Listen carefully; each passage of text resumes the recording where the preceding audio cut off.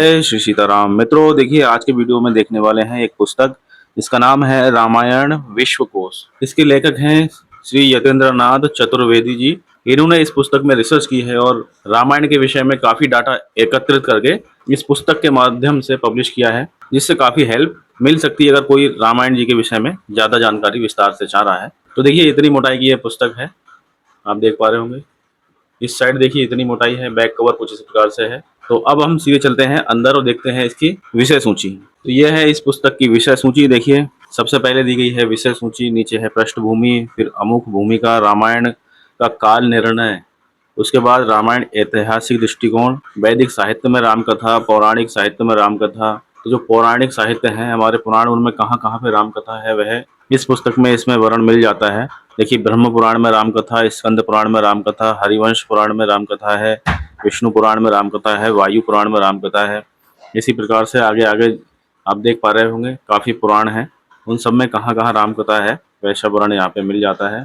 उसके बाद देखिए नेक्स्ट पेज पे देखते हैं, श्रीमद् देवी भागवत में रामकथा है, बृहदम पुराण में रामकथा, कालिका पुराण, सौर पुराण में रामकथा। तो इस प्रकार से पुराणों में जहाँ जहाँ पे श्री राम कथा का वर्णन मिला है वह भी यहाँ पे बताया गया है। उसके बाद संस्कृत साहित्य में रामकथा, तो जहाँ जहाँ से भी लेखक को रामकथा का वर्णन मिला है उन्होंने इसमें अधिकतर संग्रहित किया है।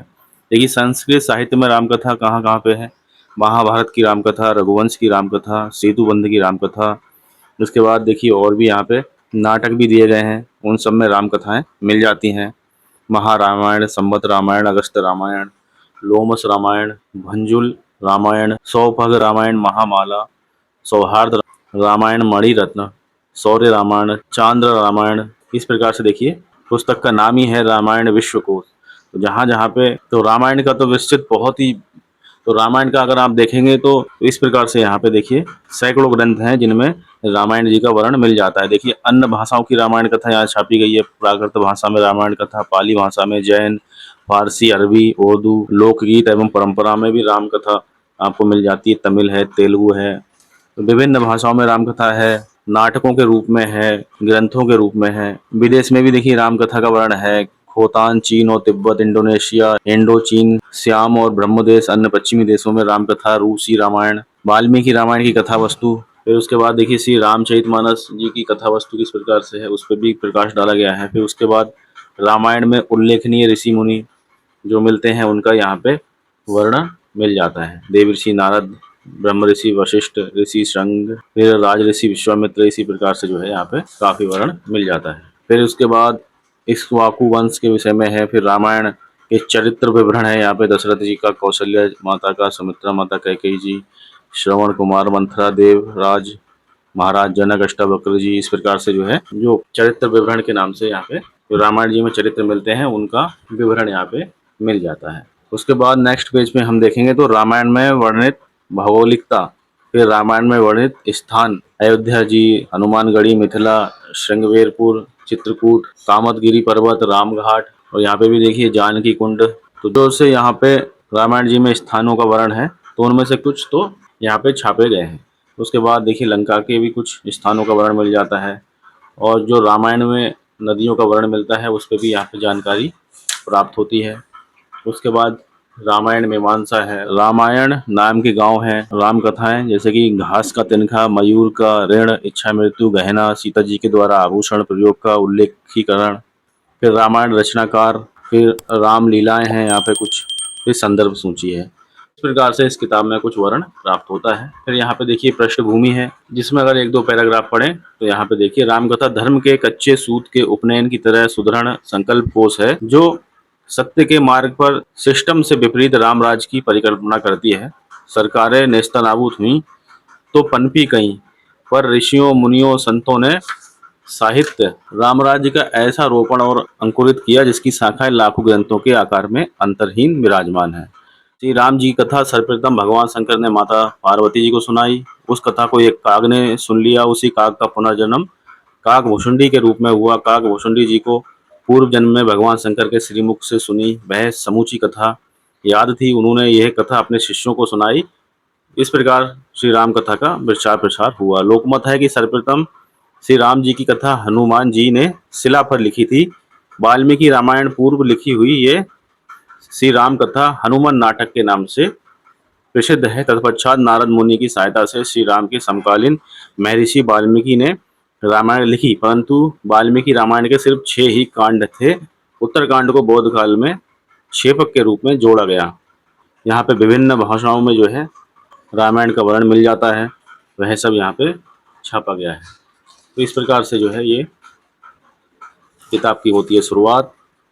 यहाँ पे अमुख लिखा गया है, श्री राम जी ने 14 वर्ष वनवास के दिन रात झोंक कर सरयू जी से सागर तट तक पदयात्रा कर आदिवासी जनजाति, पहाड़ी और समुद्री लोगों के बीच सत्य, अहिंसा, प्रेम, मर्यादा और सेवा का संदेश फैलाया। यक्ष और रक्ष, सुर और असुर या देव और दानव की परपाटी में बटा तत्कालीन भारत में जब रावण से श्री राम जी का युद्ध हुआ तो सभी तरह की अनाय जातियों ने राम का साथ दिया। बचपन के राम, पारिवारिक राम, सामाजिक राम, वनवासी राम, रावण विजयी राम, राजा राम, सभी संस्करणों में भगवान राम का प्रत्येक क्षण स्वयं में एक पाषाण दस्तावेज है। इस प्रकार से ये यहाँ पे वर्णन मिला। फिर देखिए भूमिका में काफ़ी कुछ वर्णन मिल जाता है, जैसे कि पहली बार राम शब्द ऋग्वेद में मिला। ऋग्वेद में राम नाम के एक प्रतापी और धर्मात्मा राजा का उल्लेख मिलता है। ऋग्वेद ने सीता जी को कृषि की देवी माना है। बेहतर कृषि उत्पादन और भूमि के लिए दोहन के लिए सीता जी की स्तुतियां भी मिलती हैं। ऋग्वेद के 10वें मंडल में एक सूक्त मिलता है जो कृषि के देवताओं की प्रार्थना के लिए लिखा गया है। वायु, इंद्र आदि के साथ सीता जी की भी स्तुति की गई है। तो इस प्रकार से जो है लेखक बताते हैं कि ऋग्वेद में कुछ इस प्रकार से वर्णन है। फिर उसके बाद देखिए तो मनु के 10 पुत्रों में से एक इक्ष्वाकु के कुल में हुए रघु। रघु के कुल में श्री राम जी का जन्म हुआ। श्री राम जी के पुत्र कुश हुए। कुश की 50वीं पीढ़ी में शल्य हुए जो महाभारत के काल में कौरवों की ओर से लड़े। इस प्रकार से यहाँ पे वर्णन मिल जाता है।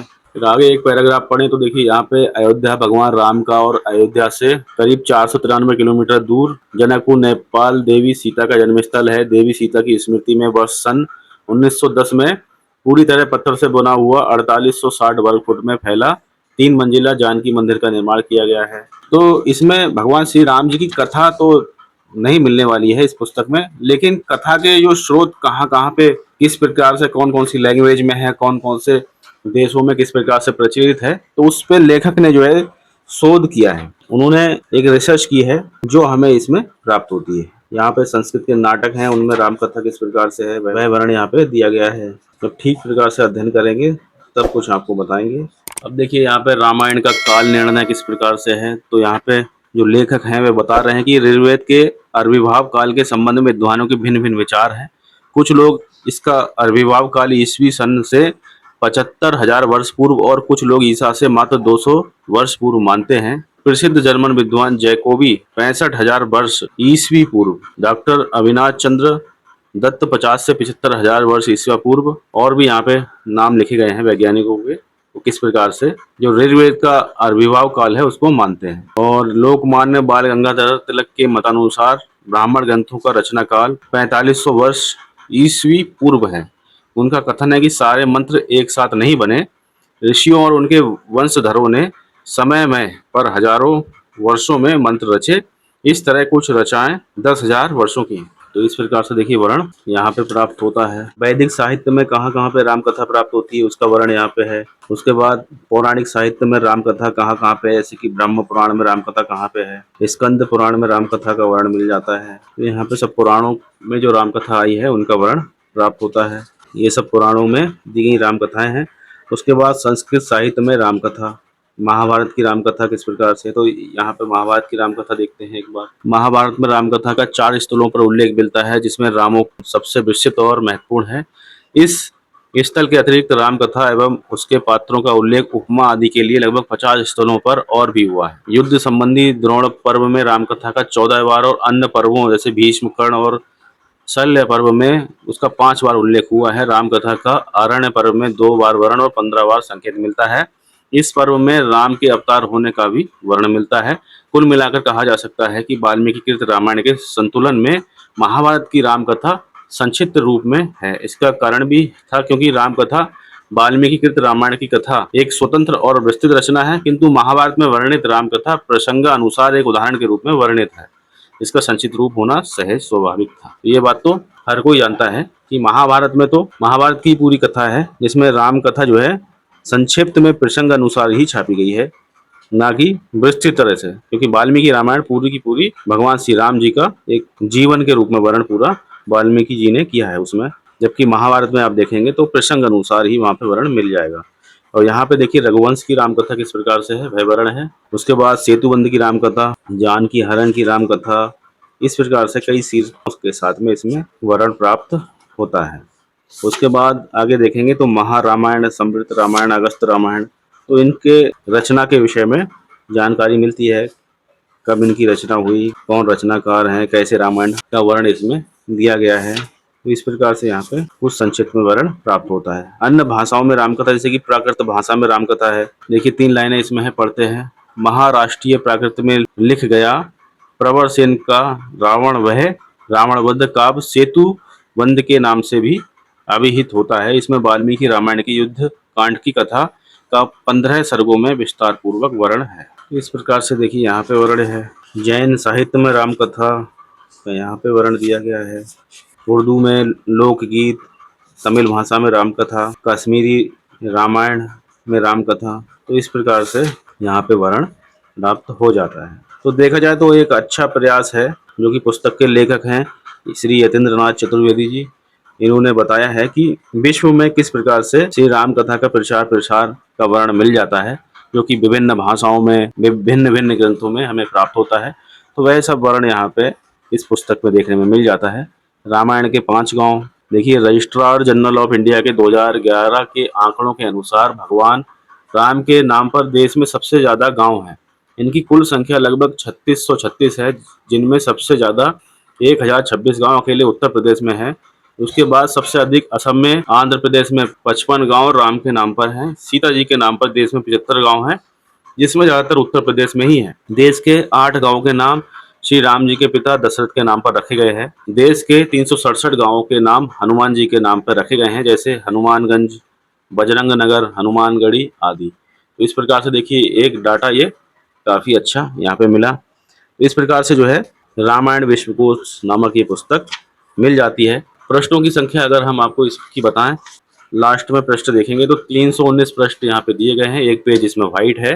तो इस प्रकार से 320 पेजों की ये पुस्तक है, जो कि रामायण विश्वकोश नाम से मिल जाती है। श्री यतीन्द्र नाथ चतुर्वेदी जी ने इसको लिखा है। मैं आपको एक चीज़ बताऊं, ये पुस्तक मैंने पढ़ने के लिए ली है किसी से, और ये पुस्तक अभी मेरी नहीं है, ना ही मैंने इसको परचेस किया है। पुस्तक का अगर मूल्य मैं आपको दिखाऊं तो पुस्तक का मूल्य यहाँ पे लिखा गया है। तो जिस प्रकार से इसकी मोटाई बनावट है, तो पुस्तक का मूल्य कई गुना इसका रखा गया है। तो मित्रों, भिन्न भिन्न ग्रंथों को हम लोग देखते रहते हैं, अध्ययन करते रहते हैं। आज के वीडियो में श्री रामायण जी के ऊपर एक लेखक हैं यतीन्द्र नाथ चतुर्वेदी जी, इनकी रिसर्च है रामायण विश्वकोश नाम से, इसको हमने देखा। मिलते हैं और किसी ज्ञानवर्धक वीडियो के साथ में। ख्याल रखिएगा अपना, एक बार प्रेम से बोलेंगे, जय श्री सीताराम।